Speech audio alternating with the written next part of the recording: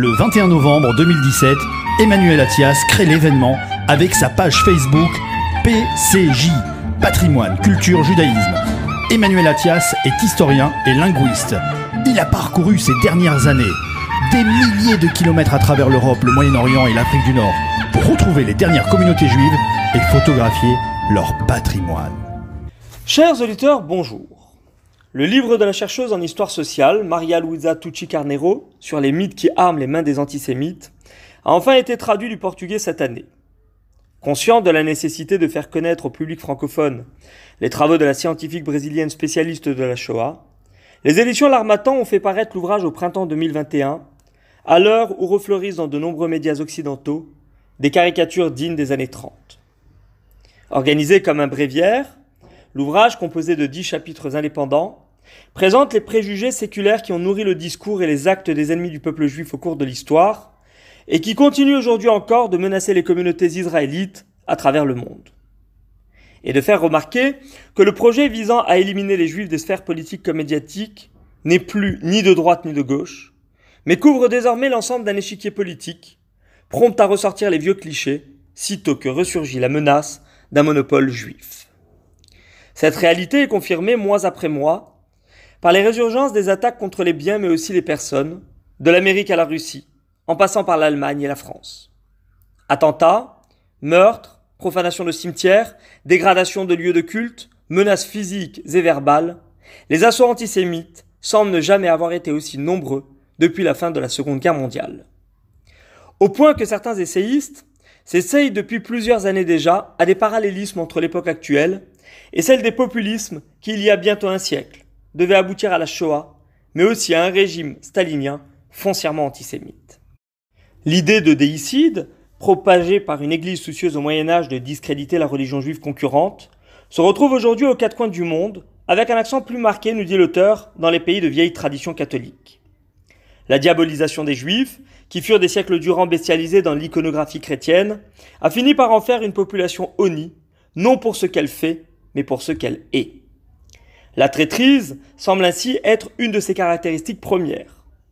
Contraints de se cacher pour survivre et pour évoluer socialement, les marins ont instillé dans les esprits l'idée d'une société secrète qui agit contre les intérêts du groupe majoritaire. Aux origines de ces croyances, qui devaient au début du XXe siècle aboutir à la publication des protocoles des sages de Sion, un passage des évangiles de Matthieu et de Jean qui relate tous deux la trahison de Judas et son lâche suicide pour éviter à l'odieux coupable d'avoir à répondre de ses péchés. Cette image du juif félon devait plus tard être popularisée par les peintures traditionnelles de la scène, du baiser de Judas et du drame de la Passion, autant que par des œuvres littéraires qui allaient passer à la postérité. La Divine Comédie de Dante, où les Juifs sont accusés de se réjouir de la mort du Christ, servira d'ailleurs de modèle à de nombreuses accusations tout au long des 8 siècles suivants. L'image du Juif, traître, sera également nourrie dans les années 30-40 par le journal antisémite Der Stürmer, qui affirmera que la race juive n'a pas de patrie et vit en parasite aux dépens du travail des autres. La réunion de ces deux mythes devait permettre, nous dit Tucci Carneiro, d'en suggérer un troisième au XXe siècle, celui consistant à affirmer que les Juifs dominent le monde en trompant et en assassinant. Initiateur du capitalisme et de la mondialisation, il formerait aujourd'hui une société secrète internationale dont les ramifications planétaires et les liens avec la franc-maçonnerie assureraient à ses membres le contrôle des médias comme de la politique. On accuse ainsi les Juifs, à droite comme à gauche, au gré des ambitions du moment, de financer les guerres et le trafic d'armes qui les favorisent, de manipuler les États-Unis, de propager des virus comme le sida, ou encore de chercher à soumettre les populations les plus vulnérables. Leur appât du gain, suggéré par les 30 deniers contre lesquels Jésus fut troqué et sacrifié, a également propagé un autre mythe, l'idée selon laquelle le Juif pauvre n'existerait en fait pas. Et l'auteur de rappeler que malgré les ghettos, les shtetls et les privations séculaires, les Juifs furent accusés sous le Troisième Reich d'avoir cherché à tromper le monde en s'habillant comme des indigents. L'essor de la banque juive et la réussite professionnelle de grands noms dans le secteur de la finance à partir du XIXe siècle aura probablement contribué à imposer la figure du juif opulent et pingre.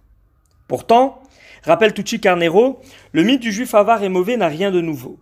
On en retrouve pour preuve des traces dans la littérature de l'ère élisabéthaine déjà, dans le Marchand de Venise de Shakespeare, bien sûr, mais plus encore dans le Juif de Malte de Christopher Marlowe, où le personnage de Barabbas est décrit comme un être pervers, corrompu, démoniaque et dépourvu d'émotion.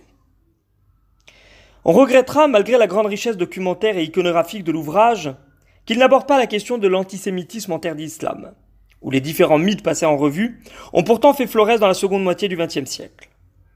Comme l'a mis en lumière Sylvain Kotek dans un catalogue de cartes postales antisémites en 2005, le monde musulman n'a désormais plus rien à envier au monde chrétien dans la propagation des clichés antisémites. Une idée, comme une autre, a suggéré peut-être à l'auteur de 10 mythes sur les juifs, qui pourrait alors envisager un second volume, dédié cette fois-ci à la réappropriation des mythes chrétiens par les régimes islamistes, entre autres. Pour retrouver cette chronique, je vous invite à consulter ma chaîne YouTube Emmanuel Attias. Vous trouverez sous le podcast, comme à chaque fois, des références bibliographiques pour approfondir la question. Je vous donne rendez-vous vendredi prochain pour un nouveau thème. D'ici là, excellente semaine à tous.